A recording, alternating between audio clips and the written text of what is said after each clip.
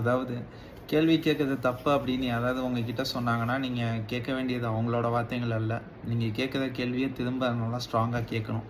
அப்படி கேள்வி கேட்கறதுக்காக புதுசா ஒரு கூட்டம் இந்தியால உருவாயிட்டு இருக்கு.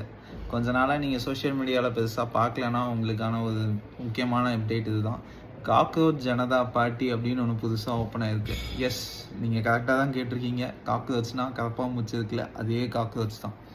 ரீசெண்டா வந்து ஒரு கோர்ட்ல நடந்த ஒரு இதுல நீதிபதி என்ன சொல்லியிருக்காருன்னா, இந்த யங்ஸ்டர்ஸ் எல்லாமே வந்துட்டு காக்ரோச்சஸ், அன்எம்ப்ளாய்டா இருக்கவங்க எல்லாத்தையுமே காக்ரோச்சஸ்ன்னு ரெஃபர் பண்ணிட்டு, அவங்கலாம் வந்துட்டு சும்மா ஆர்டிஐ போட்டு கேள்விங்க மட்டும் தான் கேட்டுட்ருக்காங்க, சோஷியல் மீடியா யூஸ் பண்ணிகிட்டு இருக்காங்க, டைம் வேஸ்ட் பண்ணிட்டுருக்காங்க அப்படின்னு கன்னா பின்னான்னு திட்டியிருக்காரு.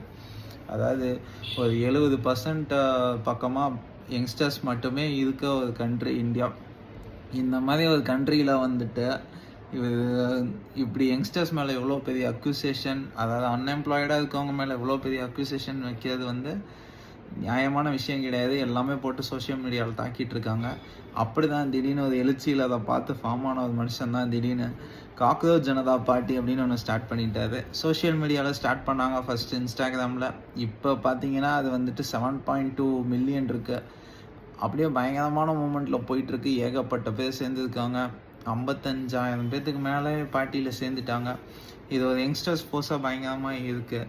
இது ஒன்றும் நேபாளில் நடந்த மாதிரி ஆட்சியை கவுக்கிறதுக்கான முயற்சியோ அப்படி எதுவும் கிடையாது. யங்ஸ்டர்ஸ் எல்லாமே ஒன்றா சேர்ந்து அவங்களோட பிரச்சனைகளை சென்சிபிளாக பேசி ஃபைட் பண்ணுறதுக்கான ஒரு இடம் தான்.